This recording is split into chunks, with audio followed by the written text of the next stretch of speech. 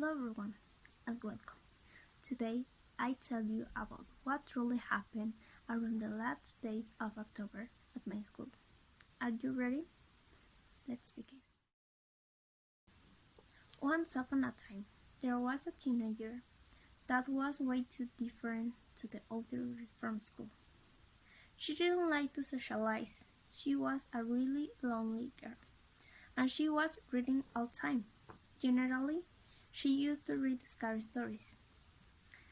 Also, she had this little notebook where she was always writing something. She used to take care of the notebook as if her life depended on it.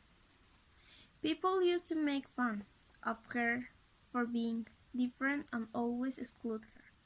One day, as any older, she was writing on her notebook, and it was the last page. I didn't think it was weird. I just started to think about what would happen next. Maybe she would drop writing, or maybe would start a new notebook. I didn't really care about it because it was a recess. I was starving, and my friends were waiting for me. Hey guys, what's up? Hi, we were waiting for you. Yeah, you took so long. I'm hungry. Me too. What were you doing in the classroom? I decided to keep in silence and ignore the situation, cause the girl wasn't a problem for anyone. At least, not yet. Nothing important. I had a doubt. Okay, well, let's go to the cafeteria. After the recess, we all went back to our classroom, except the weirdo. But nobody really cared about it. The classes ended, and her stuffs were still there in her chair, without nobody realizing it, without nobody asking themselves where she was. I grabbed my stuffs, I left the classroom, and I went straight home. I was really confused. I spent the whole day thinking about what had happened and about where could be my classmate. I finished my meal and I went to do my homework when suddenly I got a message. Girls, the weirdo is dead. What the heck? Are you being serious? Oh my god, you are joking. Who told you? Some guys from school. Can't believe it. What if it's just a joke? I don't think so. Nobody should joke with that. What do you mean with real troubles? Every trouble is a real one. Duh. Whatever. Now we can only wait until tomorrow and see what happens. Yeah, let's just wait until tomorrow. I am actually hoping it's a joke. We all do.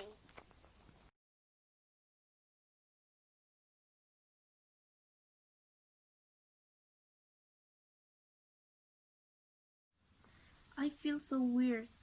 I had so many feelings, and just when I decided to stop thinking about it, will school recite the text or principle. The text was short and concrete. It said, Hello everyone. We are very sorry to let you know that one of your classmates died recently. We don't know the causes, but sadly there is a letter that is arriving to some students. We want to avoid gossips, and if you feel that these news are too hard for you, make sure to talk with your parents or the psychologist of the school. I thought that was everything. I thought that the subject would end there. That's what I thought. But then the letter arrived. Let me read for you. Hello, I'm writing to people who got this letter. Maybe I'm dead. That by now, and you might be asking yourself why. Why I did it. Why I killed myself. Well, I was done with everything. The bullying that I received from my classmates became into something worse. And they used to bully me because I was the weirdo of the classroom. I want to say thanks to my parents for everything they have done for me. They helped me with my purposes and my goals. Thanks for being such an amazing parent. But I had such a growth to my classmates that I can only wish them they're dead. I hope they all die soon. Thanks for reading. I hope you don't have a bad memory of me. See you. Well, I guess we won't. I know. Pretty weird and clear letter. After reading the letter, I went with my mom to tell her about the letter, but she didn't care. No one did. Mom, one of my classmates is dead. You know, the weirdo.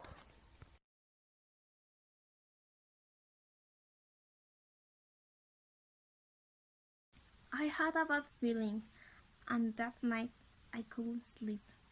The next day, the whole classroom would assist to the funeral, even though nobody used to talk to her, and no one used to love her or at least know something about her. Everyone was crying and thinking about the reason of why she killed herself. It was such an hypocrite situation. The days were passing by, and was still having this weird sensation in every single place.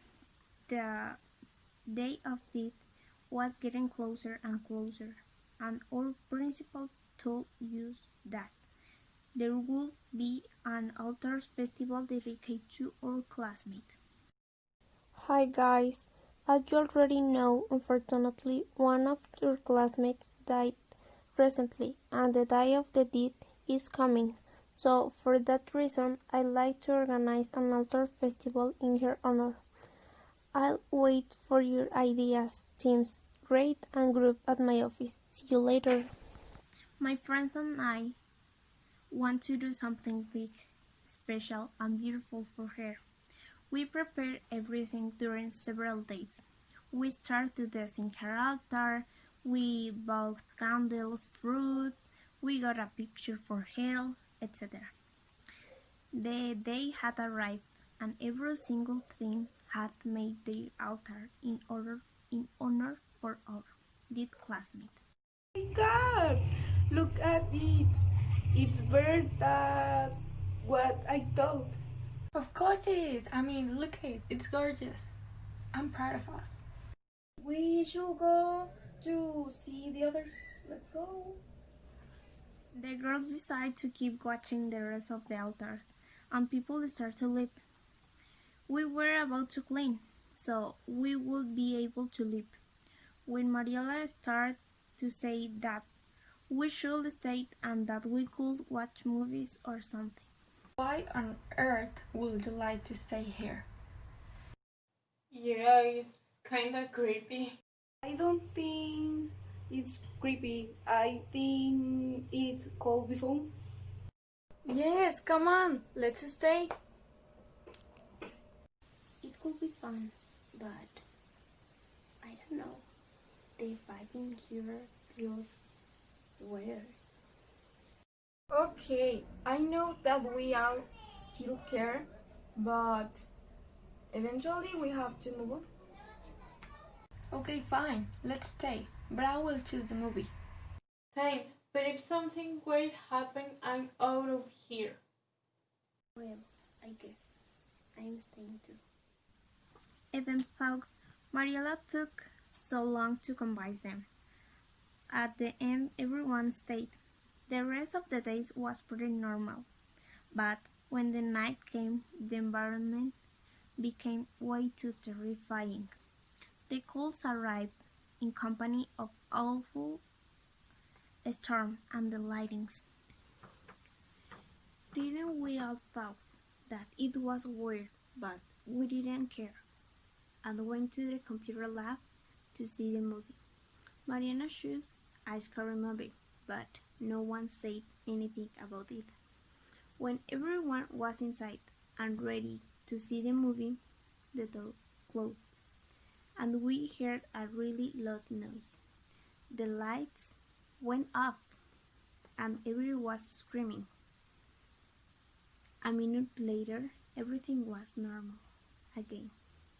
The storm had left, and everything was just fine, except for the blood line that was on the floor without ending. But exactly where was it headed? I turned it around, and the one of my friends was missing. I wasn't understanding anything. Where did that blood came from, and where is Mariela? What is going on? What is that? What the heck did just happen? I don't know. We should just leave. What's going on in here? I definitely hate the Nights at Excelsior. I bet you wanna know more about what happened, but do you really want to know?